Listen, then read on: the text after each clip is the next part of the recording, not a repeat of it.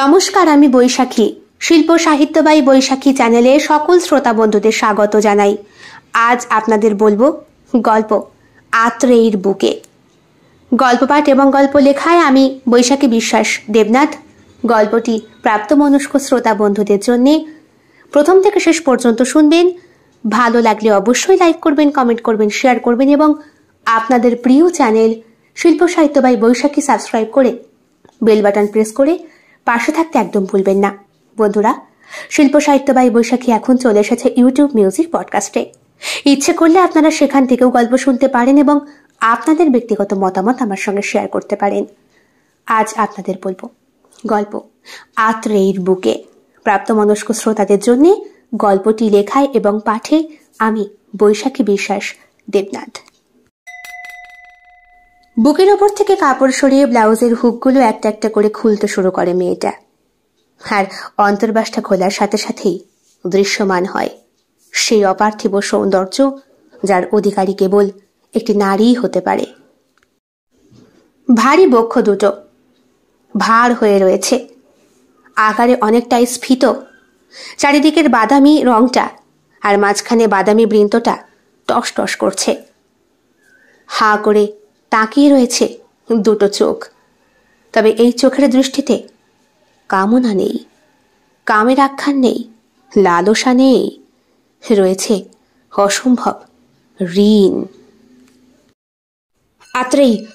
আত্রেয়ী, মন দিয়ে আমার কথাটা শোন। যেই ক্লায়েন্টকে আমি জোগাড় করেছি সে প্রচুর টাকা দিতে রাজি। জাস্ট ঘন্টা দুয়েক তোর ডান্স উনি আলাদাভাবে দেখবেন। কিন্তু প্রমীলা, আমি কি করে পারবো বলতো? হ্যাঁকেই আমার ডান্স বারে গিয়ে বাড়ি ফিরতে ফিরতে সেই রাত 12টা বেজে যায়। বাচ্চাটা একা থাকে মায়ের কাছে।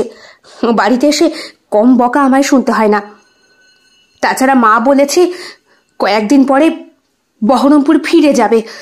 আমি একা মানুষ তখন ফ্ল্যাটে, কি করে মেয়েটাকে নিয়ে? আত্রেয়ী, তুই বুঝতে পারছিস না, এই মুহূর্তে তোর প্রচুর টাকার দরকার। আমি জানি, সে তো বুঝতেই পারছি প্রমীলা। আমার জন্য তুই ক্লায়েন্ট জোগাড় করছিস, আলাদাভাবে নাচ দেখালেই প্রচুর টাকা। কিন্তু তুই পারবি, তুই নিশ্চয়ই পারবি আত্রেয়ী। প্রয়োজনে তুই বাবানকে সঙ্গে করে নিয়ে আয় না। ওইটুকু 6 মাসের বাচ্চাকে সঙ্গে করে? হ্যাঁ, কি হয়েছে? তুই ওকে সঙ্গে করে নিয়ে আসবি। ওনার অনেকগুলো ঘর আছে, বাবানকে একটু ঘুম পাড়িয়ে রাখবি। 2 ঘন্টার তো ব্যাপার, তাহলে তুই অনেক টাকা পাবি। প্লিজ আত্রেয়ী, তুই কর। অনেক কষ্টে ওনাকে রাজি করিয়েছি। কিন্তু তুই ওই ক্লায়েন্টকে কোথায় পেলি প্রমীলা? শোন তাহলে বলি। বেশ কদিন আগে তুই যখন সন্ধেবেলা শিফট ছেড়ে 9টার সময় বাড়ি চলে গেলি, 10টা থেকে তো আমার ছিল সারা রাত নাচের ব্যাপার। তা আমি নাচ করছিলাম। লোকটাকে দেখে আমার অন্য ছেলেদের মতো মনে হলো না। ওরা যেমন আমাদের গায়ের ওপরে টাকা ছুঁড়ে দেয়, সারা শরীরে হাত বোলায়, আরো অনেক কিছু করার ইচ্ছে রাখে। নিজের শরীরকে বাঁচিয়ে চলতে হয় তো, বুঝতেই পারছিস। ওই লোকটি বেশ বিষণ্ণভাবে বসেছিল। আমি কাছে যাচ্ছি, গায়ে হাত দিচ্ছি, টাকা দিচ্ছে, তবে অসভ্যের মতো না। বয়সে 32-33 মতো হবে। বেশ ভালো, দেখতে শুনতে খারাপ না। ব্যবসা করে। আমার শরীরের ওপরও ওনার কোনো আকর্ষণ নেই। আমার একটু কৌতূহল জাগলো ওনার সম্পর্কে কিছু জানার। আমি ফেরার সময় ম্যানেজারকে জিজ্ঞেস করলাম। লোকটি বললেন উনি নাকি একটা ভালো নাচের মেয়ে খুঁজছেন। এই নাচ ওনার সব থেকে প্রিয়। আজ থেকে বছর 6 আগে এইখানকারই একটা মেয়েকে উনি বিয়ে করেছিলেন। বাড়ির মেয়েকে? হ্যাঁ। আরে ভালোবাসা বুঝিস না, সেটা কি আর বলে কয়ে হয় রে? বাড়ি বলে নাচ করতো পায়েল বলে একটা মেয়ে। এত সুন্দর নাচ করেছিল যে উনি কয়েকদিন পরই রেজিস্ট্রি ম্যারেজ করে ওকে নিয়ে যান আর হোটেলের মালিককে তারা টাকা দিয়ে যান। তবে অ্যাক্সিডেন্টলি বউটা মারা গেছে ওনার। সেই থেকে উনি খুব বিষণ্ণ। পায়েলের মতো ভালো ডান্সার ওনার চোখে আজ পর্যন্ত পড়েনি। ওনার বউ বারে নাচ করতো। বারে কি ভারতনাট্যম, কাথক, ওডিসি এগুলো হয়? হ্যাঁ, কি বলছিস? আরে বাবা না, 5-6 বছর আগে বারটা এরকম ছিল না। তখন ভদ্র সভ্য লোকেরা আসতো। তখন অত রাত জেগে কিছু হতো না, সন্ধেবেলাতেই 7টা-8টার মধ্যে বার বন্ধ হয়ে যেত। মাতালদের অতটা চলাচল ছিল না রে, সবে সবে নতুন খুলেছিল তো তখন। মনে হয় লায়লাপ্পা বা ডিজি গান তখন হতো না, এখন যেরকম ডিজেতে ভরে গেছে। তুই এক কাজ কর না, তুই তো খুব ভালো ভারতনাট্যম ডান্সার, তুই পুরস্কার প্রাপ্ত একটা মেয়ে, এখন অর্থের জন্যে তুই বারে বারে নাচ করছিস, বিশেষ করে তোর মেয়েটার জন্য, বাবানের জন্য। আমি বলি একবার গিয়ে দেখ, তোর ভালো না লাগলে তুই চলে আসবি। 2 ঘন্টায় তোর সঙ্গে যদি কোনো অসভ্যতা করে তুই চলে আসবি। তবে একটা এগ্রিমেন্ট নিয়ে আমাকে দিয়েছে, ওটাই সাইন করতে হবে। কিরকম এগ্রিমেন্ট? এই ধর 6 মাসের জন্য বা 1 বছরের জন্য এই 2 ঘন্টা তুই ওনাকে নাচ দেখাতে বাধ্য, বিনিময়ে উনি তোকে ভরিয়ে দেবে। হ্যাঁ, আমি যখন গিয়ে বললাম যে আমার কাছে একজন ভালো ডান্সার আছে, আপনার মন খুশি করতে পারবে, সে তো অট্টহাস্য করলো, বলল তার স্ত্রীর মতো গুণবতী নাকি এই পৃথিবীতে আর একজন নেই। অথচ দেখ, আমি তো জানি তুই কত ভালো নাচ করিস, স্কুলে কলেজে স্যাররা তোকে কত আশীর্বাদ করত, কিন্তু কপাল, সবই কপাল। এখন ওইসব কথা বলে কি হবে প্রমীলা? মুকুল আমাকে ছেড়ে চলে গেছে, বাবান পেটে আসার খবরটা জানার সঙ্গে সঙ্গেই বিদেশ চলে গেছে। এতগুলো বছরে ও আমার কাছে ফিরে আসেনি।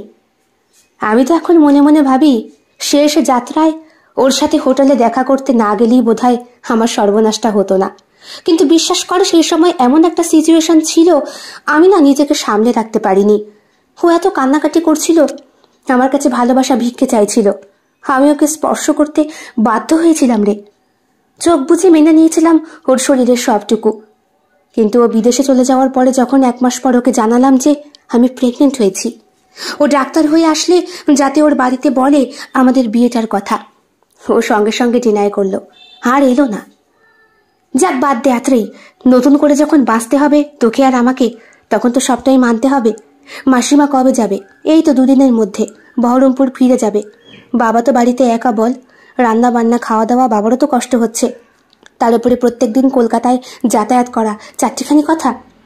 কাকু কি কোনো সাহায্য করবে না? না, বাবা সেই থেকেই আমাকে ত্যায্য কন্যা করেছে, যবে থেকে আমার পেটে বাবান এসেছে।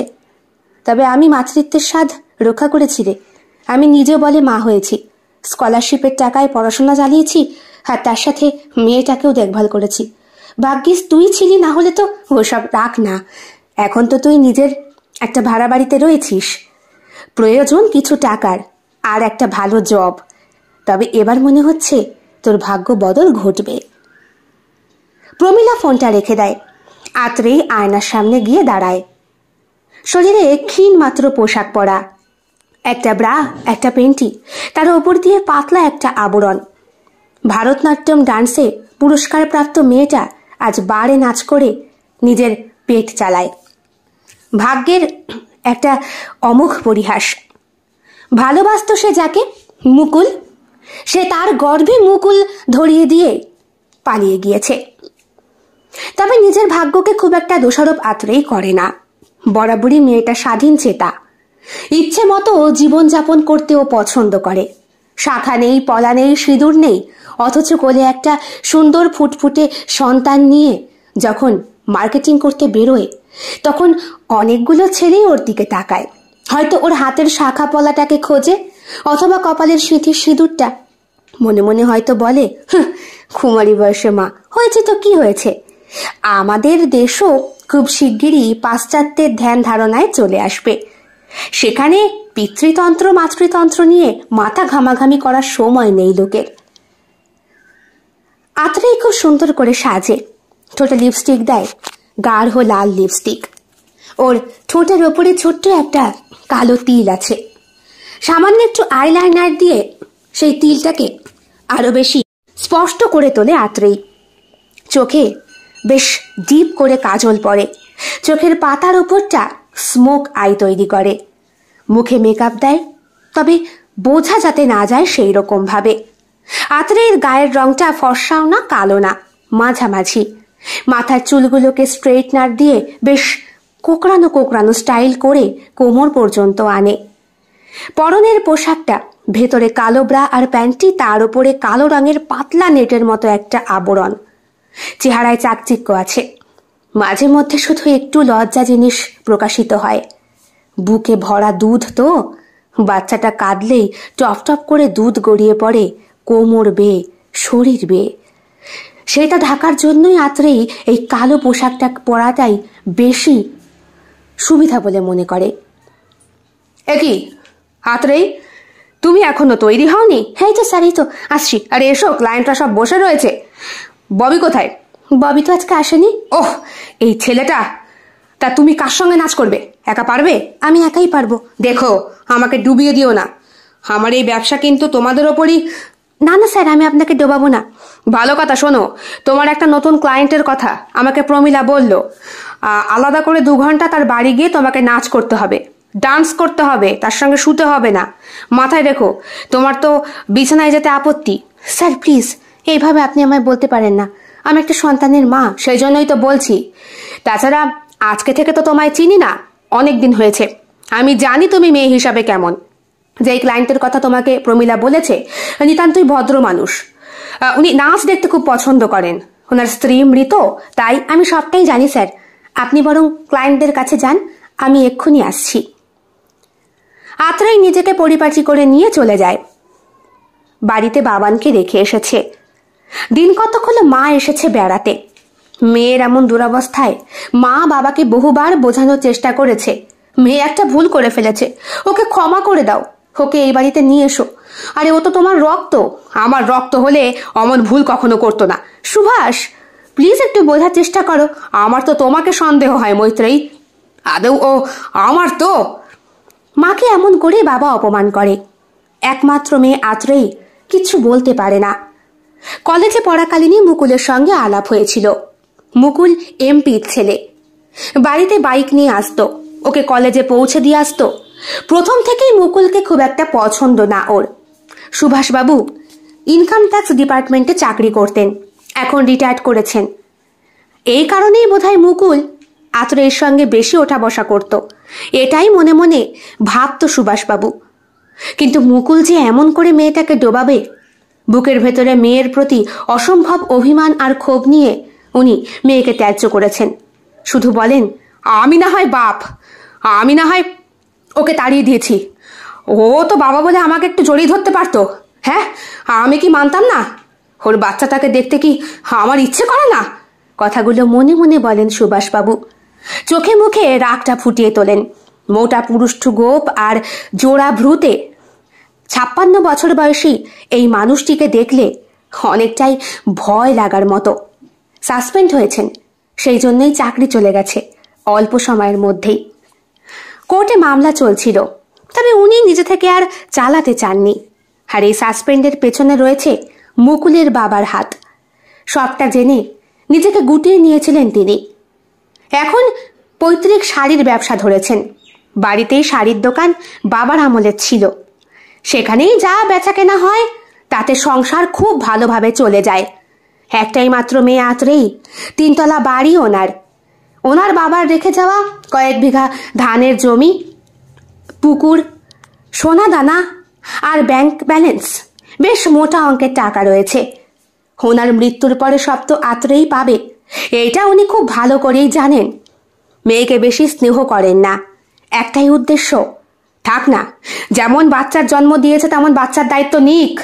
একটা সন্তানকে বড় করতে গেলে মা বাবার কতটা যে কম্প্রোমাইজ করতে হয় সেটাও বুঝুক। এখনই যদিও আমার পরিমাণ সম্পন্ন এই সম্পত্তির কথা জানতে পেরে যায়, তাহলে ওর মধ্যে অলসতা আসবে, ও কাজ করবে না। আর কাজ না করলে মানুষ কাজের মর্ম বোঝে না। এই পথেই চলেন সুভাষবাবু। স্বামীর সঙ্গে ঝগড়া করে মৈত্রেয়ী দেবী কলকাতায় এসেছেন ওনার মেয়ের সঙ্গে দেখা করতে। বাবা নিত্য কলকাতায় যাতায়াত করে এই শাড়ি কেনা বেচা নিয়ে, তবে গত 7 দিন ধরে উনি আসতে পারেননি, যেহেতু মৈত্রেয়ী দেবী আত্রেয়ীর কাছে রয়েছে। ডান্স বারের সামনে গিয়ে পৌঁছায় আত্রেয়ী। ওর অপূর্ব দেহবল্লরীর শোভা দেখে সামনে বসে থাকা বেশ কয়েকজন ক্লায়েন্ট টাকার বন্যা ছুটিয়ে দেয়। একটা মোটা রড রয়েছে, যেটা চারদিকে ঘুরে ঘুরে আত্রেয়ীকে নাচ করতে হবে। এই নাচের স্টেপগুলোকে নিজেকে বুঝতে আত্রেয়ীর অনেকটা সময় লেগেছিল। সে নিজে ভারতনাট্যম ডান্সার, সে কি আর এইসব লাইলাপ বাগানের নাচে নিজেকে সামাল দিতে পারে? যদিও ওর সাইড ডান্সার বাবি ওকে হেল্প করেছে, সে একটি ছেলে, তবে তার মধ্যে সম্পূর্ণটাই মেয়েলি সত্তা উপস্থিত, তাই আত্রেই বেঁচে গিয়েছে। আজকে বাবি আসেনি, ওর মায়ের নাকি শরীরটা খারাপ, তাই একাকেই সামলাতে হচ্ছে আত্রেয়ীকে। হঠাৎ নাচ করতে করতে আত্রেয়ী বুঝতে পারে ওর বাদিকের বুকটা ভিজে যাচ্ছে।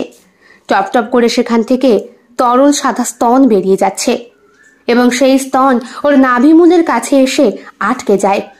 দেখে মনে হচ্ছে সদ্য দুধ দিয়ে স্নান করা আত্রেয়ীর শরীর থেকে নাভিমূলের ওই জলবিন্দুটা আসলে সে পান করার জন্যে সামনে বুভুক্ষ ক্ষুধার্ত কুকুরের মতো জিভ বের করে বসে আছে কতগুলো পুরুষ মানুষ। আত্রেয়ীর চোখে জল চলে আসে। কোন পরিবারের মেয়ে সে? নিজের একটু ভুলের জন্য আজকে কত বড় খেসারত ওকে দিতে হচ্ছে। না, প্রমীলা যেই ক্লায়েন্টের কথা বলেছে তার কাছে যেতেই হবে। গেলেই বোধহয় জীবনের মতো সুরাহা পাওয়া যাবে, মনে মনে কল্পনা করে আত্রেয়ী। কাজকর্ম মিটে যাওয়ার পর যখন স্কুটিতে বসে গাড়িটা স্টার্ট করে, তখন দেখতে পায় একজন পুরুষ মানুষ একটা বড় গাড়ি নিয়ে ওর সামনেই দাঁড়িয়ে। প্রথমে আত্রেয়ী দেখে ভয় পায়।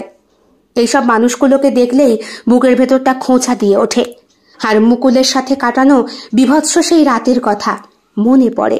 কে আপনি? আমাকে অনেকক্ষণ ধরে ফলো করছেন? গাড়ির থেকে বেরিয়ে আসে একজন সুপুরুষ ব্যক্তি। চোখে একটা কালো রঙের চশমা পরা, হালকা গোপ রয়েছে, পরনে রয়েছে একটা ব্রাউন কালারের শার্ট আর ব্ল্যাক কালারের প্যান্ট, বেল্ট দিয়ে গোজা, এক হাতে একটা কালো রঙের কারের মতো পুঁতি ফুতি দিয়ে একটা ব্রেসলেট টাইপের, আর এক হাতে রিস্ট ওয়াচ, আর আঙুলে রয়েছে তর্জনীতে ডান হাতের একটা রূপোর আংটি। মোটামুটি সজ্জন ব্যক্তি, দেখে ওই বাজে ছেলে বলে মনে হবে না। তুমি আত্রেয়ী? হ্যাঁ, আমি আত্রেয়ী। আমি আমি আমি অমিতাভ হোসেন। প্রমীলা তোমার কথাই আমাকে বলেছিল।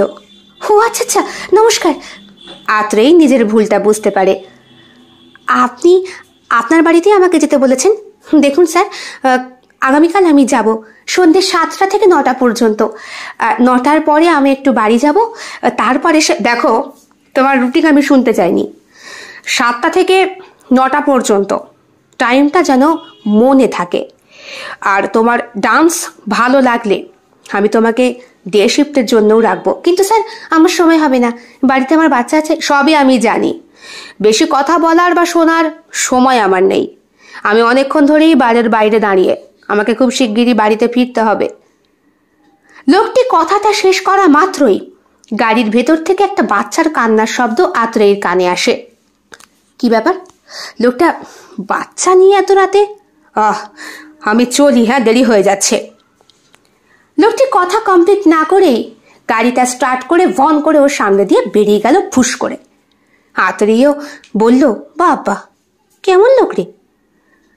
সে স্কুটিটা স্টার্ট করে চলল তার বাড়ির পথে। বাড়িতে যখন আত্রেয়ী পৌঁছয় তখন ঘড়িতে পুরোপুরি 12:20 বাজে। মা দরজা খুলে বললেন, কখন থেকে ছেলেটা কান্না করছে। শোন, কৌটোর কেনা দুধ খাওয়ানো ঠিক না। মায়ের দুধ বাচ্চার সুষম খাবার। 6 মাস তো বয়স ওর। মুখে ভাতটা কবে দিবি? আর মুখে ভাত কে দেবে? বাবা খাওয়াবে বলে মনে হয়? তুইও তো পারিস মা, তোর বাবার কাছে গিয়ে একটু ক্ষমা চাইতে। কখনো না, আমিও আমার বাবার মেয়ে। তুমি মনে রেখো মা, বাবার যেমন আত্মসম্মানে লাগে আমারও লাগে। এই শিক্ষা আমি আমার বাবার কাছ থেকেই পেয়েছি। তোদের দুইজনের মাঝখানে না আমি শিলনোড়ার মধ্যে পিষে শেষ হয়ে যাচ্ছি। এক তোর বাবার জিদ আর তোর অভিমান, না হলে তোর জিদ তোর বাবার অভিমান। আমার তো চুলছেরা কাণ্ড। বলে মা ঘরে চলে যায়। আত্রেয়ী স্নান করে ঘরে আসে। নাচ করলেও কতগুলো লোলুপ দৃষ্টি ওকে ইচ্ছা মতো চাটে। তার জন্য নিজেকে খুব ঘৃণা লাগে আত্রেয়ীর। রাষ্ট্রবিজ্ঞানে অনার্স নিয়ে ভর্তি হওয়া মেয়েটা কলেজে টপার হতে পারেনি, কারণ সেই মুহূর্তে সে পোয়াতি হয়ে গিয়েছে। রেজাল্ট খুব খারাপ করার জন্যে স্যাররা ওকে খুব বকাবকি করেছিলেন। তারপর থেকেই তো পড়াশোনায় ইতি টানতে হয়েছে আত্রেয়ীকে। ঘরে আসে সে। মা টেবিলে খাবার রেখেছে, 2টো শুকনো রুটি আর একটু আলুর তরকারি। মা যখনই বাড়িতে আসে তখন রান্নাবান্নাটা মাই করে। অন্য সময় আত্রেই যখন একা থাকে তখন এত রাতে এসে 2টো সিদ্ধ ভাত ফুটিয়ে খেতে হয় ওকে। মায়ের হাতের রান্না আজকের মতোই, 2 দিন পর তো মা চলেই যাবে। শোবার ঘরে গিয়ে আত্রেই দেখে মা বাচ্চাটাকে নিয়ে ঘুমিয়ে রয়েছে। ছোট্ট শিশুটা কোলবালিশটা আঁকড়ে ধরে কি সুন্দর আঙুল মুখে দিয়ে চুষছে। আত্রেই চোখ থেকে জল বেরিয়ে আসে। যেই সময় ও খিদের জন্য কান্না করছিল সেই সময়ে মাতৃ দুধের ধারা ওকে জানান দিয়েছিল এখন ওর বাচ্চা কান্না করছে। নারীর টান তো একেই বলে। বুকচাপা কান্না চলে আসে আত্রেইর। এই একটা ভাড়ার ঘর, প্রত্যেক মাসে 5,000 টাকা করে ভাড়া, একটাই মাত্র রুম, ছোট্ট একটা রান্নাঘর, ডাইনিং সেট আছে, আর আছে সামান্য একটু খোলা বারান্দা, আর শৌচাগারটা অ্যাটাচ করা। এতেই 5,000 টাকা। তার উপরে বাচ্চাটার ডাক্তারি খরচ, ইঞ্জেকশন, তারপর তো নিজের গাড়ির পেট্রোল খরচ, সব মিলিয়ে বেশ টানতে হয় আত্রেইকে। মাসের যে 3টে দিন ওর পিরিয়ড চলে সেই সময়টা প্রমীলা সামলে নেয়। দুরাবস্থার সময় প্রমীলার ফ্যামিলি খুব সাহায্য করেছিল। এই যেই বাড়িতেও ভাড়া রয়েছে এটা প্রমীলার জেঠুর বাড়ি, ওনারা এখানে থাকেন না, তাই 5,000 টাকা ভাড়াতে। না হলে এই শহরে ভালোভাবে ঘর ভাড়া নিয়ে থাকতে গেলে আরো বেশি টাকার প্রয়োজন হতে পারে। সকালবেলা ঘুম থেকে ওঠে আত্রেই।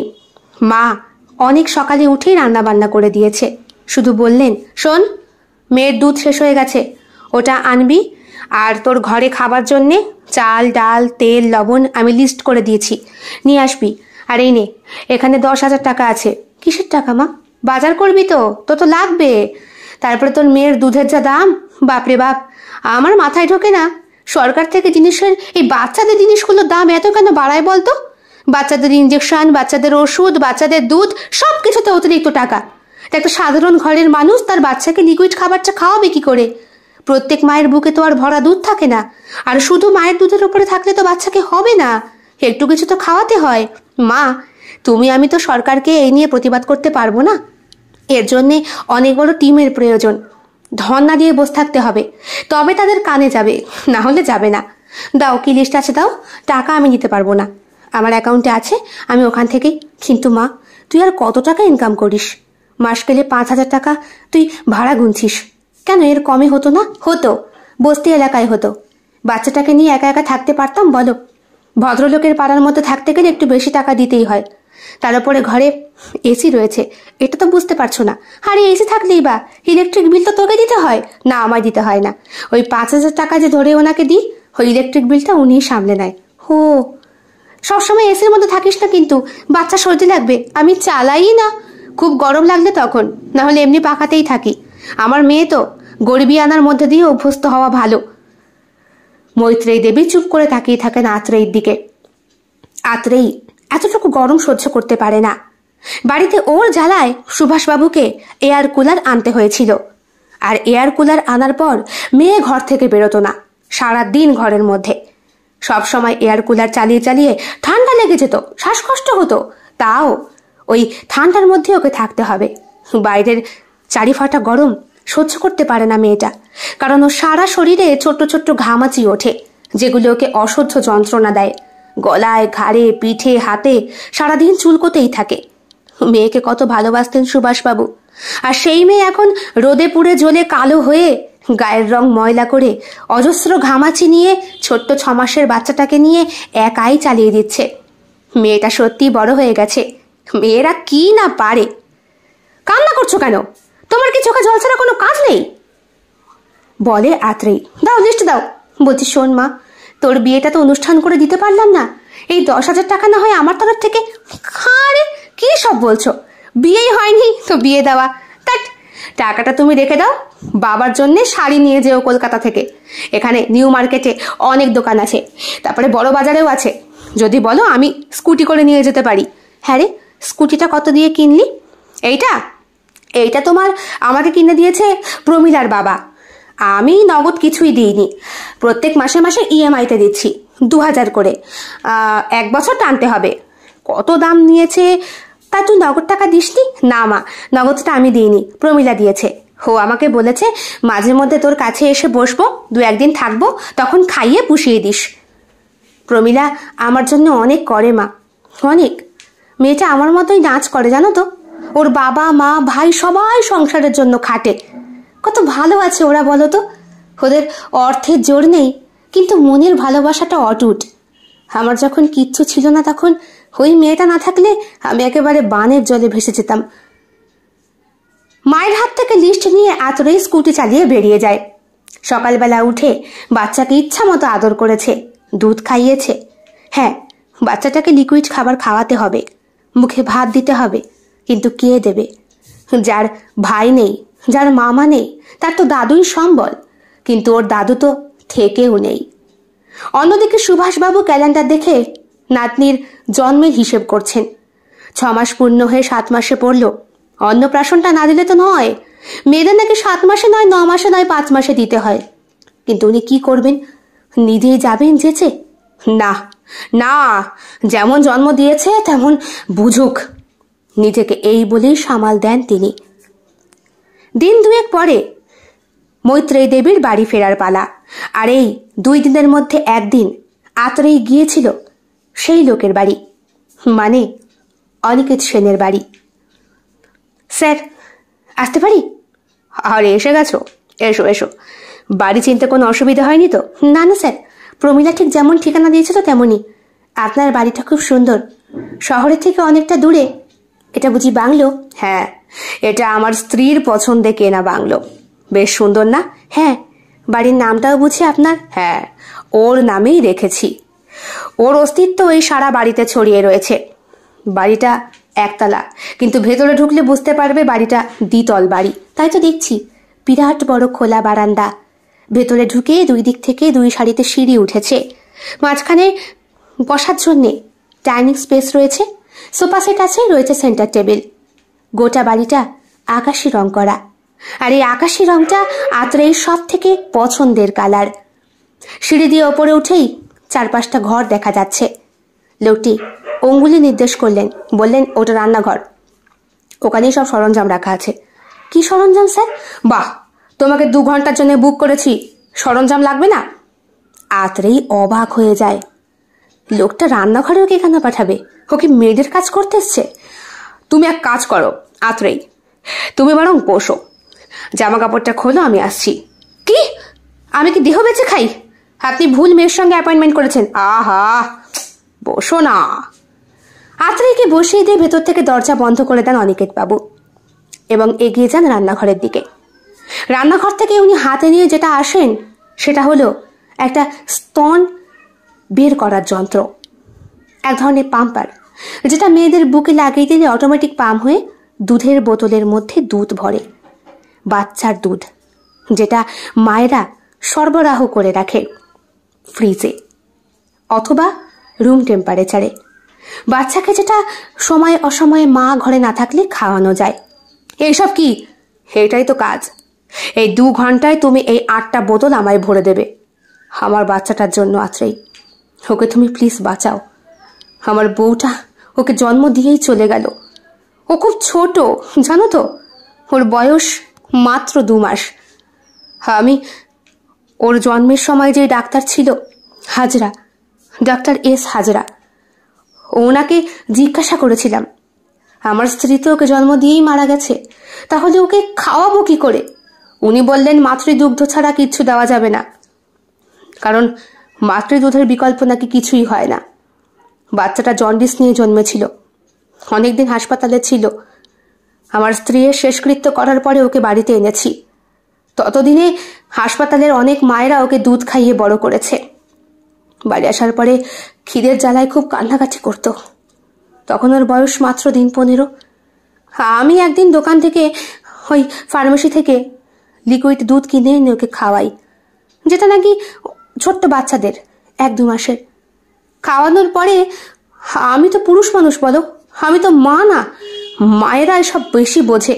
আমি ওকে গুলিয়ে খাওয়াই, আর ও সারা রাত ধরে পেটে যন্ত্রণায় কান্না করে। একা মানুষ আমি, আমার বাবা মা থেকেও নেই। মা অনেক ছোটবেলায় আমাকে রেখে অন্য লোকের সঙ্গে চলে গিয়েছে। আর বাবাও সেই বিরহ যন্ত্রণা সহ্য করতে করতে উনিও চলে গেছে অন্য একজনের সঙ্গে। মাঝখানে জন্ম নেওয়া আমি, আমার বিষণ্ণ শৈশব, দুঃখের প্রত্যেকটা দিন আর রাত দুঃস্বপ্নময়। সেই দুঃস্বপ্নময় জীবনেই আমার স্ত্রী আলোকের বার্তা নিয়ে এসেছিল। ভরিয়ে রাখতো আমাকে সব সময়, কত ভালোবাসতো, কত আদর করতো, আমার জন্য রান্না করে রাখতো, আমার জন্য না খেয়ে থাকতো। বিয়ের বছর ঘুরতে না ঘুরতেই যখন সুসংবাদটা পাই, তখন ভেবেছিলাম একবার বাবা মাকে জানাই, কিন্তু না, মনে হলো না, ওরা তো আমাকে জীবন থেকে আলাদা করেই দিয়েছে, তাহলে আমি আমার আসন্ন শৈশবকে কেন ওদের ছত্রছায়ায় আনবো? আমার সন্তান তো আমার শৈশবেরই একটা নিদর্শন, একটা ছোট্ট আয়না, যাকে দেখে দেখে আমি বুঝতে পারবো আমার বাবা মা আমার জন্য ঠিক কতটা করেছে আর আমি কতটা করছি। প্লিজ আত্রেই, দেরি করো না, এগুলো ভরে দাও। আমার বাচ্চাটাকে হাজরা যখন চেক আপ করলেন, বললেন আমি নাকি ওকে মেরে ফেলেছি অন্য দুধ খাইয়ে। এবার আমি কোন মায়ের কাছে যাব বলো তো দুধের সন্ধানে? আমি অনেক জায়গায় ঘুরেছি, টাকা দিয়ে কেনার চেষ্টা করেছি, কিন্তু এই স্তন টাকা দিয়ে কিনতে পাওয়া যায় না, চায় না, কেউ দেয় না। তার উপরে যেই নারী সন্তান সম্ভবা নয়, সেই নারীর কাছ থেকে তো এই দুধ আশাই করা যায় না। কত মেয়ে রয়েছে বাচ্চাকে বুকের দুধ খাওয়াবে না বলে বাচ্চাকে দূরে ঠেলে সরিয়ে রাখে, বলে কিনা নেপল মুখে আঁটে না বাচ্চার। ফালতু কথা, ফালতু কথা। মায়ের বুকের মধ্যেই জড়িয়ে রয়েছে অসম্ভব নারীর টান। বাচ্চা মায়ের বুক থেকেই শরীরের গন্ধ পায়। বুঝতে পারছো আত্রেই, আমার বাচ্চার সেটুকু সৌভাগ্য হয়নি, হয়নি। ভগবান আমার সুখ সহ্য করতে পারিনি, তাই ভগবানকে আমি মানি না। আমি মনে করি টাকা দিয়েই সব করতে হয়। কত টাকা লাগবে বলো, আমি তোমায় চেক লিখে দিচ্ছি, তুমি প্লিজ আমাকে এগুলো ভরে দাও, প্লিজ। আত্রেই এতক্ষণ চুপ করে অমিতাভ বাবুর কথাগুলো শুনছিল। শুনতে শুনতে ওর চোখের কোনায় কোথায় যেন জল চলে আসে। মনে মনে ভাবে, বাহ, একজন পুরুষ পিতৃত্ব দেবে না বলে চলে গেল, আর একজন নারী মাতৃত্বের স্বাদ উপভোগ করার আগেই চলে গেল। কোথায় যেন দুইজনের খুব মিল।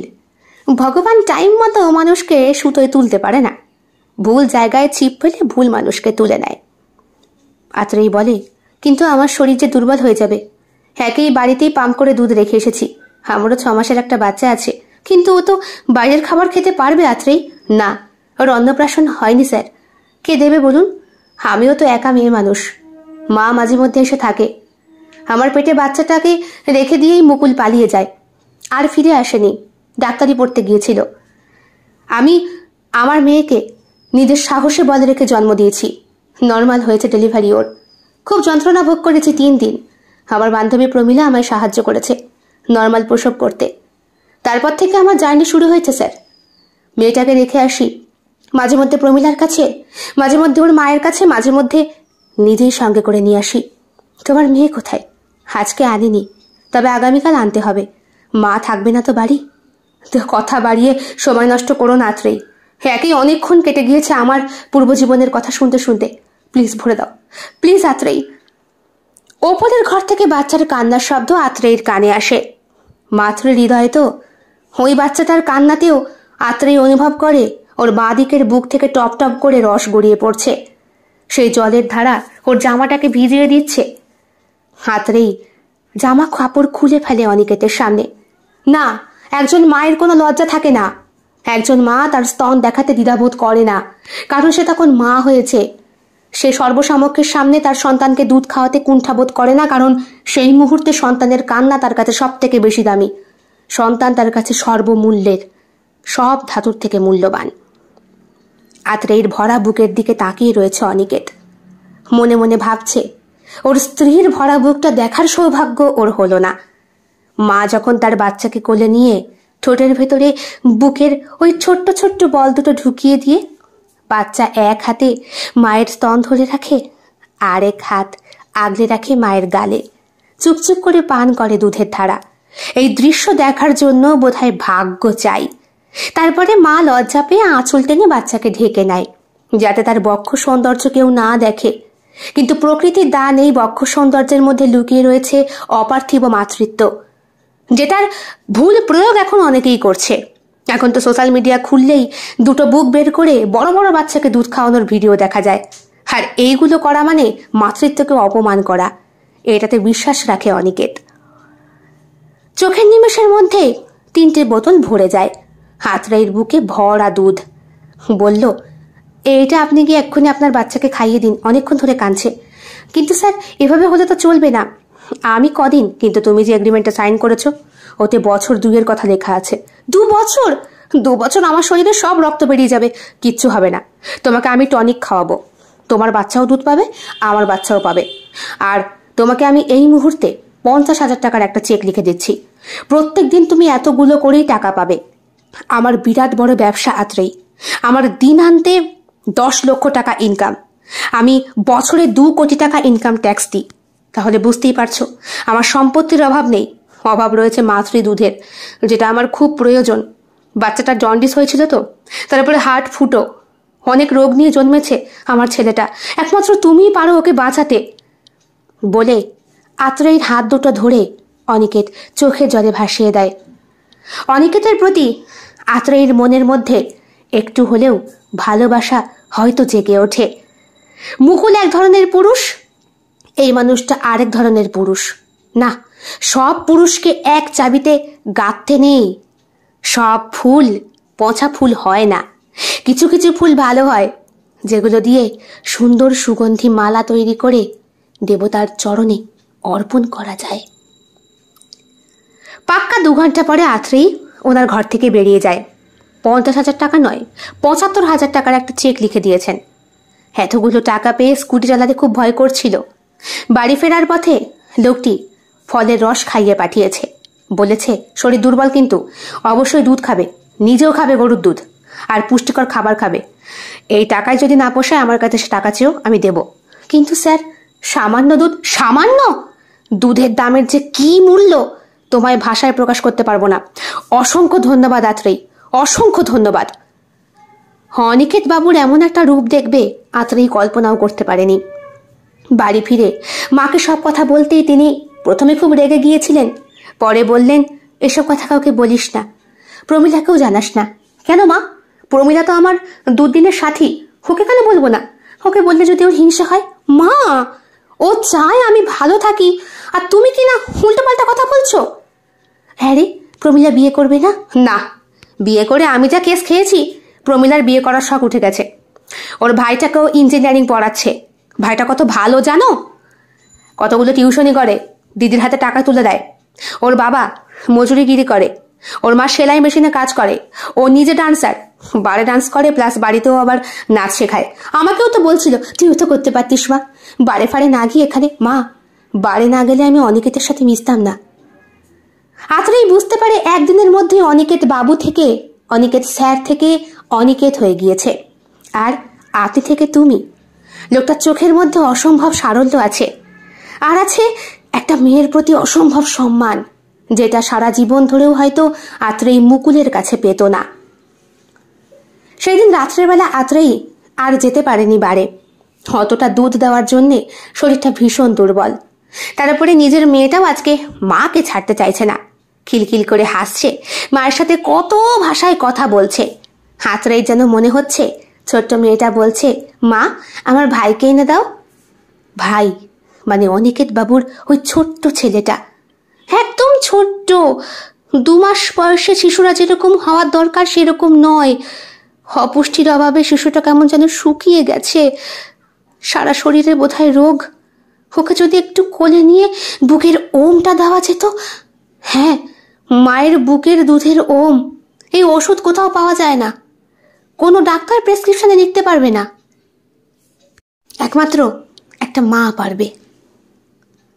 পরের দিন সকালবেলা মৈত্রেয়ী দেবী যখন চলে যাচ্ছেন তখন বলছেন, তোর বাবা ফোন করেছিল, বলল, জিজ্ঞেস করছিল অন্নপ্রাশনের ব্যাপারে। তোমার কথা আমি বিশ্বাস করি না, তুমি এমন বলতাবলি কথা আমাকে অনেক বলেছো মা, এর আগেও বলেছো। বাবা এমন কথা বলতেই পারে না। শোন মা, শোন, দেখো মা, আমার এখন অনেক কাজ। এখন মেয়েটাকে নিয়ে আমি প্রমীলার বাড়িতে যাব। আজকে প্রমীলার ডান্সের ক্লাস রয়েছে বাড়িতে, ও আমার মেয়েকে রাখতে পারবে। তার উপরে কাকিমা কাকুর তো কোনো জবাব নেই, এত সুন্দর করে সর্ষের তেল মাখিয়ে মেয়েকে চান করিয়ে দেয়, আমিও পারি না। জানো, তুমি যখন আসনি একদিন স্নান করাতে গিয়ে মেয়েকে মেরেই ফেলছিলাম। হাতরি! হ্যাঁ বলো তাহলে, হাত থেকে ফোঁস করে পড়ে গেল জলের মধ্যে। আমার তো সে কি কান্না! দেখি দেখি মেয়ে হাসছে, ওর কিচ্ছু হয়নি। ঘাটটা একটু শক্ত হয়েছে তো, সাবধানে রাখিস বুঝলি, কদিন পরে হামা দিতে শিখবে, উপুর হতে পারে। বোঝ, তোর মেয়ের কিন্তু গ্রোথ হচ্ছে তত্তরিয়ে, বললেন মৈত্রেয়ী দেবী। স্টেশনে আত্রেয়ী নিজেই পৌঁছে দিয়ে আসে। মৈত্রেয়ী দেবী নিজের নাতনিকে কোলে নিয়ে প্রমীলার বাড়িতে যান। প্রমীলার মা বাবা খুব আদর যত্ন করলেন। নাতনিকে রেখে আসার আগে চোখ থেকে দুফোঁটা হলেও জল বেরিয়ে এলো মৈত্রেয়ী দেবীর। তবে ওই যে, ওনারা তো সংসার আছে না, এইবার সুভাষবাবুকে বকে ঝোঁকে বোঝাতেই হবে, মেয়েটাকে যে করেই হোক বাড়ির ভিটেতে আনতেই হবে। মেয়ের এত দুঃখ ওনারা সহ্য হচ্ছে না। মরার পরে মেয়ের সঙ্গে এরকম ব্যবহার করলে মেয়ে বোধহয় শেষ বয়সে জলটুকুও দিতে আসবে না, মনে মনে ভাবেন মৈত্রেয়ী দেবী। বাড়ি পৌঁছে যাওয়ার পরে প্রমীলা ফোন করে। কিরে কাকিমা পৌঁছেছে? হ্যাঁ, মাকে তো ট্রেনে তুলে দিয়ে আসলাম, যেতে অনেক দেরি, কলকাতা থেকে বহরমপুর, বুঝতে পারছিস না। এই শোন, আমার আজকে 7টা থেকে 9টা অবধি কিন্তু অনিকেত বাবুর বাড়িতে যাওয়া আছে, তুই রাখতে পারবি তো? আরে বাবা হ্যাঁ, তোর মেয়ে, আমি আর একটা মা, বুঝেছিস? তবে লিকুইড খাবার যতটুকু বলেছিস ততটুকুই খাওয়াবো, 4-5 বারের বেশি তো খাওয়াবো না। না না না, বমি করে দেবে। আর তোর কাছে দুধ রেখে দিয়েছি তো। হ্যাঁ হ্যাঁ বাবা হ্যাঁ, বোতল বোতল দুধ, তোর শরীরে দুধও হয় মাইরি। কেন রে এমন বলছিস? এমনি বললাম, আমাদের কাজের মাসিটার দুধের অভাবে বাচ্চাটার তো সে কি অবস্থা হয়েছিল, সে বছর আগের কথা। এখন কেমন আছে? এখন ভালো আছে। এই রাখলাম, তোর মেয়ে কান্না করছে, যা একটু খেলা করি। প্রমীলা ফোনটা রেখে দেয়। আত্রেয়ী আজকে যাবে এই মুহূর্তে অনিকেত বাবুর বাড়িতে। অনিকেত বাবু হোয়াটসঅ্যাপ করেছেন, লিখেছেন ওনার বাচ্চা খুব কান্নাকাটি করছে, খাবারের প্রয়োজন। কালকে অনেকগুলো দুধের বোতল দিয়ে এসেছে, তবে ওতে কি আর বাচ্চার তেষ্টা মেটে? সে তো সব সময় ছোট্ট বৃন্তটা মুখে নিয়ে চুষতে চায়, ওটাই তো তার জগৎ। সে নিতান্তই শিশু। তবে আজকে আর বোতলে দুধ নয়, আজকে সরাসরি ওর ছোট্ট ছোট্ট ঠোঁট দুটো ওর বুকের মধ্যে ঠেকিয়ে আর একটা হাতে নিজের আঙুল ঢুকিয়ে দিয়ে ওকে বোঝাবে ওর মা আছে, ওর মা ওর মধ্যে বেঁচে আছে। আত্রেয়ী নিজের মিনি আলমারিটা খোলে, সেইখান থেকে মায়ের একটা শাড়ি বার করে। এই শাড়িটা ওর মা দিয়েছিল ওকে, বলেছিল এটা পরে যা। এই শাড়িটা হলকা পাড়ের নীল শাড়ি, গান আছে না, তোর বাবা এই শাড়ি দেখে আমার প্রেমে পড়েছিল, এটা পরে যা, তোকে ভালো লাগবে। সেই থেকে শাড়িটা আত্রেয়ীর কাছে। বলেছিল মা এই শাড়িটা আমি নিতে পারি? নে। কোথায় যাবি? হোস্টেলে, কলকাতায়। ওখানে তো তোমার কথা খুব মনে পড়ে, তখন গন্ধ শুকবো। পাগল কোথাকার, বলেছিলেন মৈত্রেয়ী দেবী। ওই হলকা পাড়ের নীল শাড়িটার সঙ্গে ম্যাচিং ব্লাউজ, হালকা গয়না পরে আত্রেয়ী আজকে সেজেছে। অনেকদিন পরে নিজের মোবাইলে একটা সেলফি তুলেছে। ক্যামেরার সামনে দাঁড়ালেই আর আয়নার সামনে দাঁড়ালেই যেই মেয়েটাকে নিজের খুব অপ্রস্তুত বলে মনে হতো, সেই মেয়েটা আজ বহুদিন পরে আয়নার সামনে দাঁড়িয়ে সেজেছে। হ্যাঁ, ব্রেসিয়ার আর প্যান্টি পরা সাজ না, শাড়ি পরা ভদ্র সাজ। আর শাড়ি আর ব্লাউজের মধ্যেখানে লুকিয়ে রয়েছে ওর মাতৃত্বের ধারা। স্কুটি চালিয়ে আত্রেয়ী চলেছে অনিকেত বাবুর বাড়ি। আজকে সময়ের একটু আগেই আত্রেয়ী পৌঁছে যায়। তার আগে প্রমীলাকে ফোন করে, মেয়ের খোঁজ খবর নেয়। আরে 7টা বাজেনি তো, এত শিগগিরই চলে এলাম। মেয়েকে রেখে এসছি তো প্রমীলার কাছে, তাই তাড়াতাড়ি যাব। বলছি বাবু কোথায়? বাবুকে? আপনার ছেলে? বাবু নামটা বুঝি তুমি দিলে? হ্যাঁ আমি দিলাম, আমার মেয়ের নাম বাবান। আরও বাবু না হলে বাবাই, কোনটা ভাল লাগবে? তোমার যেটা খুশি। কই ওকে নিয়ে আসুন তো। দুধের ওগুলো লাগবে না, আমি 2 ঘন্টা থাকবো তো, ওকে আমি খাইয়ে দেবো, আর বাকি সময়টা না হয় আমি দিয়ে যাচ্ছি। তার মানে তুমি কতক্ষণ সার্ভিস দেবে? না মানে আমি সেরকম বলিনি, এখন ওকে খাওয়াই, তারপরে দুধটা আমি রেখে যাচ্ছি বোতলে। ছোট্ট শীর্ণকায় ছেলেটাকে কোলের ওপরে তুলে দেন অনিকেত বাবু। আত্রেয়ী ছোট্ট বাচ্চাটাকে কোলে নিয়ে কেঁদে ফেলে। কোলে একটা বাচ্চা আছে আত্রেয়ীর নিজেরও, কিন্তু একটা সময় মেয়েটাকে মেরে ফেলতে চেয়েছিল আত্রেয়ী নিজেও। মনে হয়েছিল এই পাপের বোঝা বহন করলে ওর সংসার শেষ হয়ে যাবে, ওর বাবা মা ওর সঙ্গে সম্পর্ক রাখবে না, ওর পড়াশোনা কেরিয়ার সব নষ্ট হয়ে যাবে। ডাক্তারের কাছে গিয়েও ছিল 3-3 বার অ্যাবর্শন করবে বলে, কিন্তু করতে পারেনি। পেটের ভেতর থেকে কে যেন একটা এমন করে মা সম্বোধন করেছিল যে নারী শুদ্ধ পাকিয়ে সারা শরীরটা কাঁটা দিয়ে উঠেছিল। ছেলেটাকে বুকের মাঝখানে নিয়ে ভালো লাগছে আত্রেয়ীর। ব্লাউজ খুলে স্তনটা বের করে ওর মুখে ঠেকানোর সঙ্গে সঙ্গে পাগলের মতো গালটা এদিক ওদিক করে চোখ করে মুখের ভেতর ঢুকিয়ে নেয়। আর এক হাত দিয়ে ওর বাঁদিকের স্তনটা ধরে, আরেক হাত দিয়ে আত্রেয়ীর গাল। আত্রেয়ী গাল থেকে হাতটা সরিয়ে নিয়ে হাতের মাঝখানে তর্জনীর আঙুলটা ঢুকিয়ে দেওয়ার সাথে সাথেই বাচ্চাটি এমন শক্ত করে আঙুলটাকে ধরে যে চট করে ছাড়ানো সম্ভব হবে না। অনেকক্ষণ, কতক্ষণ আত্রেয়ী জানে না, তবে ওর চুকচুক করে দুধ খাওয়ার এত সুন্দর আরামে আত্রেয়ীর নিজেরও চোখটা লেগে এসেছিল। ঘুমটা যখন ভাঙল তখন দেখল বাচ্চাটি কখন মুখ থেকে দুধ সরিয়ে দিয়েছে, আর মুখের ভেতর থেকে ঠোঁটের পাশ দিয়ে হালকা দুধের রেখা গড়িয়ে পড়েছে। হাঁ করে ঘুমোচ্ছে পরম প্রশ্রান্তিতে এক অন্য মায়ের কোলে। নিন অনিকেত বাবু, ঘুমিয়ে পড়েছে। অনিকেত বাবু, এ কি, আপনি কোথায় গেলেন? আরে এই তো আসছি। কোথায় গেছিলেন? রান্নাঘরে। দেখলাম মা ছেলে মিলে, বলে চুপ হয়ে গেলেন অনিকেত বাবু। সরি, আসলে তুমি খাওয়াচ্ছ তাই সেই ফাঁকে তোমার জন্য কিছু রান্না করলাম। আপনি অফিস যান না? না, আমার বিজনেস অনেক বড়। আমার বাড়ির থেকে সামনেই কিছুটা গেলেই আমার অনেকগুলো কারখানা। ওখানেই আপনার ব্যবসাটা কিসের? যেই নেশা করে মানুষ মরে সেই নেশার, সিগারেট আর বিড়ির। কিন্তু সেগুলো লাইসেন্স প্রুফ। এসব ব্যবসা কোনোদিন বন্ধ হবে না। মাল কোনোদিন বন্ধ হবে বলো? তেমনি এগুলোও বন্ধ হবে না। যতই বলুক না কেন, কি জানো বেশ একটা, smoking is injurious to health, তাই না? হেসে দেয় আত্রেয়ী। ঠিক, একদম ঠিক। কিন্তু কি করতে গিয়েছিলেন? একটু খাবার তৈরি করলাম। তোমার তো স্বাস্থ্যের প্রয়োজন, তাই রাতের খাবারটা না হয় একসাথেই দুইজনে বহু বছর, অনেক মানে একা একা খাই তো। বহু বছর না, বলুন কয়েক মাস। কয়েক মাসটা আমার কাছে বহু বছরের মতোই আত্রেয়ীও ঠিক সেটাই ভাবে। মুকুল ওর জীবন থেকে চলে যাওয়ার পরে এক একটা দিন এক একটা বছরের মতোই ওরও মনে হতো। এই মানুষটাও ওর ক্যাটাগরিতেই পড়ে। বাচ্চাটাকে কোলে শুইয়ে দিয়ে দুই বুকে দুটো দুধের নিপিলের ওই মেশিনটা সেট করে নিয়ে খেতে বসে। খেতে খেতে অনিকেত বলে, ভালো হয়েছে, খুব ভালো। আপনি বুঝি চাইনিজ খেতে পছন্দ করেন? না না, আমি প্রমিলাকে ফোন করেছিলাম, সে বলল তুমি নাকি চাইনিজ খাবার খুব পছন্দ করো, ঘরেও ছিল তাই। আপনার ফোন করাও হয়ে গেছে? হ্যাঁ, তোমার মেয়ের খোঁজ নিলাম, সে এখন খেলা করছে, হাসছে রীতিমতো, আমি শুনতে পেয়েছি। বড় হয়ে গেছে বলো? এই বলছি, বাচ্চা বড় হয়ে গেলে কথা বলবে আমার সাথে? কেন কথা বলবে না? ওর সাথে খেলা করবেন, কথা বলবে। ও যখন শব্দ করতে শিখবে তখন আপনি, আমার এখন আর চিন্তা নেই। 2 বছরের জন্য তুমি আছো এগ্রিমেন্টে, এখন তুমি শিখিয়ে দেবে আমায় হাতে পায়ে ধরে, পারবে না? কথাটা বলে একটা ভুল বলে ফেলেছেন এমন মুখের ভাব করে মুখটা নিচু করে ফেলে অনিকেত।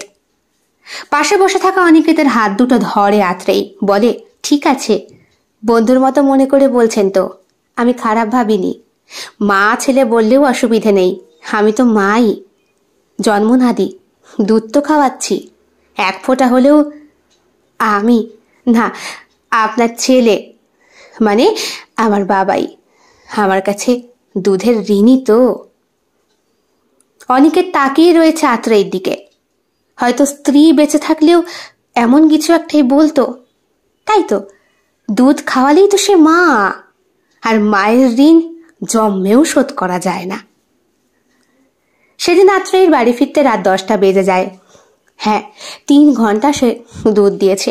বলেছে, আপনার প্রত্যেকদিন আমায় টাকা দিতে হবে না অনিকেত বাবু, আপনি মাসের শেষে আমাকে দেবেন।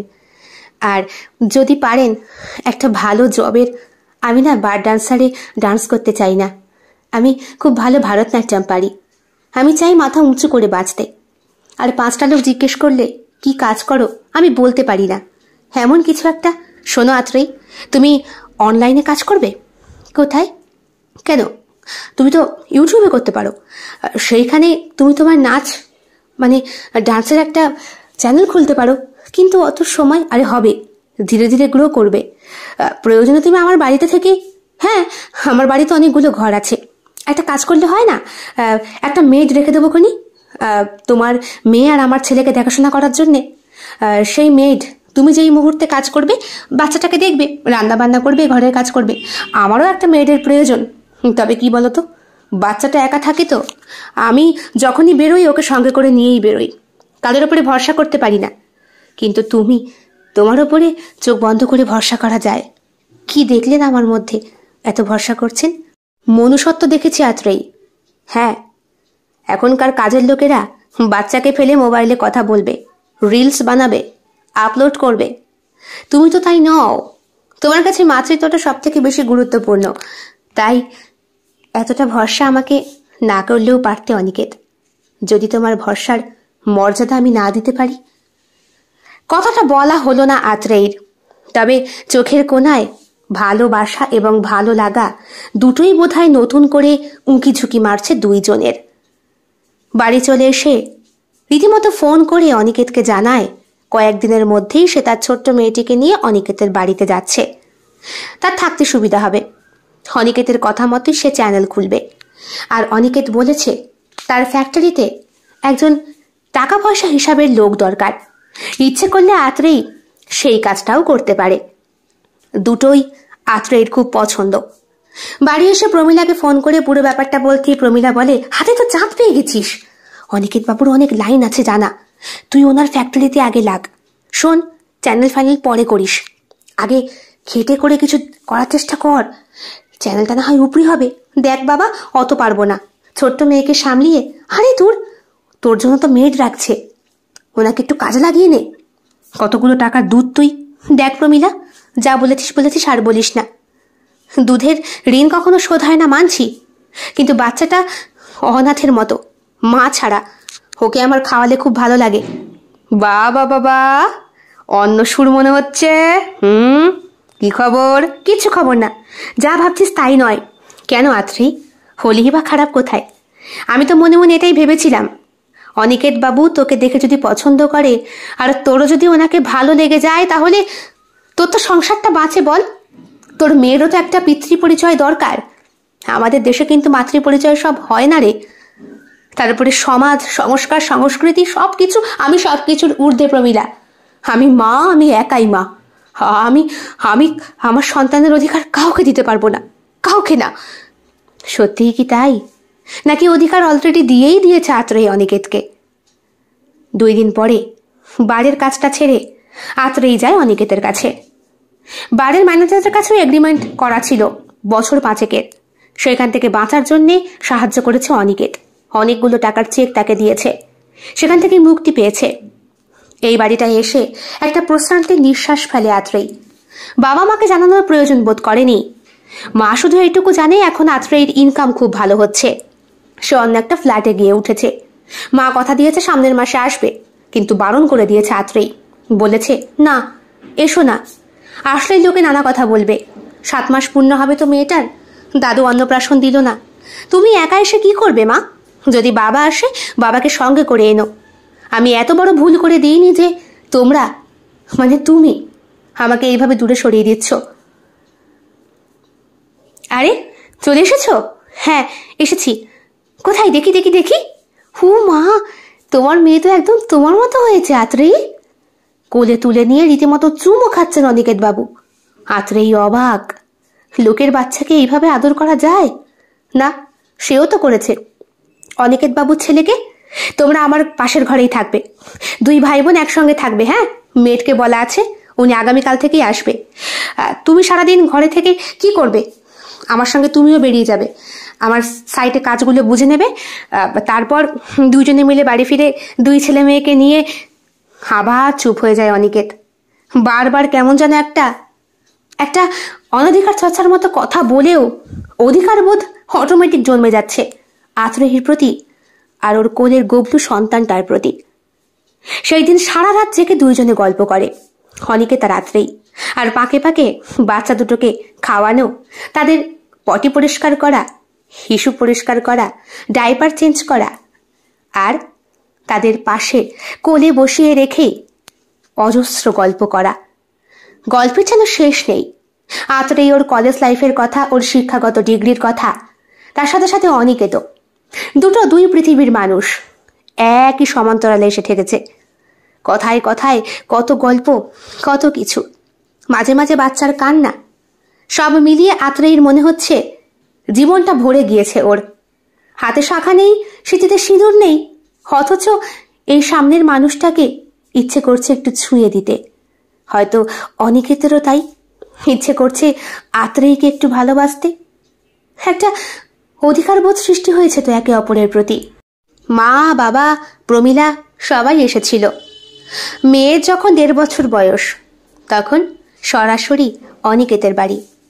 বাবা তো জামাইয়ের ঘর বাড়ি দেখে অবাক, বললেন ও নাকি খুব ভালো সিদ্ধান্ত নিয়েছে। অনিকেতকেও অসংখ্য ধন্যবাদ দিয়েছেন। নাতনিকে সোনার উপহার দিয়েছেন, তার সঙ্গে নাতিকেও। শুধু অভিমান নিয়ে বললেন, দেখো তো, মেয়ের পরে একটা ছেলে হয়ে গেল, ওদিকে বাপকে বলার প্রয়োজন বোধ করলো না। বলি, এত কিসের অভিমান? হ্যাঁ, আমি না তোর বাপ? মরার সময় কি মুখে আগুনটুকুও দিবি না মা? বাবা মেয়ের অভিমান ভাঙার জন্যে এই শব্দটুকুই যথেষ্ট ছিল। তারপর থেকেই দেখতে দেখতে দিন, মাস, বছর অতিক্রান্ত। 2 সন্তান বড় হয়েছে, 2জনেই স্কুলে ভর্তি হয়েছে একই সময়ে। অনিকেতকে বাবা ডাকে আত্রেয়ীর মেয়ে, আর অনিকেতের ছেলে আত্রেয়ীকে মা ডাকে। ওদের কাছে বাবা মার সম্পর্কটা ঠিক যতটা স্বাভাবিক ততটাই। মেড, কাজল পিসি, উনি ছোটবেলা থেকে সবটা জানেন, কিন্তু কোনোদিন 2 সন্তানকে বলেনি। না, অনিকেত আর আত্রেয়ী আজও বিয়ে করেনি। শারীরিক কোনো সম্পর্ক ওদের মধ্যে নেই, অথচ এগ্রিমেন্টের পেপার কবে সাইন করে ছিঁড়ে ছুঁড়ে একাকার হয়ে গিয়েছে। এখন অনিকেতের ব্যবসার 25% পার্টনারশিপ পেয়েছে নিজে আত্রেয়ী। এছাড়া মেয়ের নামে, ছেলের নামে সম্পত্তির পরিমাণ তো আছেই। মাঝে মধ্যে অনিকেতের সাথে গোয়া, ব্যাঙ্গালোর, বোম্বাই, দিল্লি এইসব জায়গাতেও ওর যেতে হয় কাজের সূত্রে। 2 সন্তান সঙ্গে সঙ্গে যায়, আর সঙ্গে যায় সেই মেয়েট দেখাশোনা করার জন্যে। কিছু কিছু সম্পর্কতে জড়াতে গেলে ওই সিঁদুর শাখার প্রয়োজন হয় না, মনের বাঁধন সব থেকে বড়। আর আত্রেয়ীর কাছে তো রয়েছে তার বুকের বাঁধন, যেই বুকে আশ্রয় পেয়েছে তার 2টি সন্তান, তার সাথে সাথে আরও একটি সন্তান অনিকেত। বুড়ো সন্তান, কিন্তু সন্তান, যে ওর কাছ থেকে কিছু আশা করে না, শুধু মনুষ্যত্ব আশা করে, আর কিছু না। কেমন লেগেছে আজকের নিবেদন? কমেন্ট বক্সে কমেন্ট করতে কেউ ভুলবেন না। আর ভালো লেগে থাকলে অবশ্যই লাইক করবেন, শেয়ার করবেন এবং আপনাদের প্রিয় চ্যানেল শিল্প সাহিত্য বাই বৈশাখী সাবস্ক্রাইব করে অবশ্যই পাশে থাকবেন। দেখা হবে অন্য আরও একটি ভিন্ন স্বাদের গল্পের সঙ্গে খুব শিগগিরই। বন্ধুরা, বেল বাটন প্রেস করতে কিন্তু একদম ভুলবেন না, নতুন গল্পের নোটিফিকেশন চট জলদি পেয়ে যাবার জন্যে। দেখা হবে খুব শিগগিরই আরও নতুন একটি ভিন্ন স্বাদের গল্পের সঙ্গে। সবাই খুব ভালো থাকবেন, সুস্থ থাকবেন এবং শরীরের যত্ন নেবেন। বিদায়।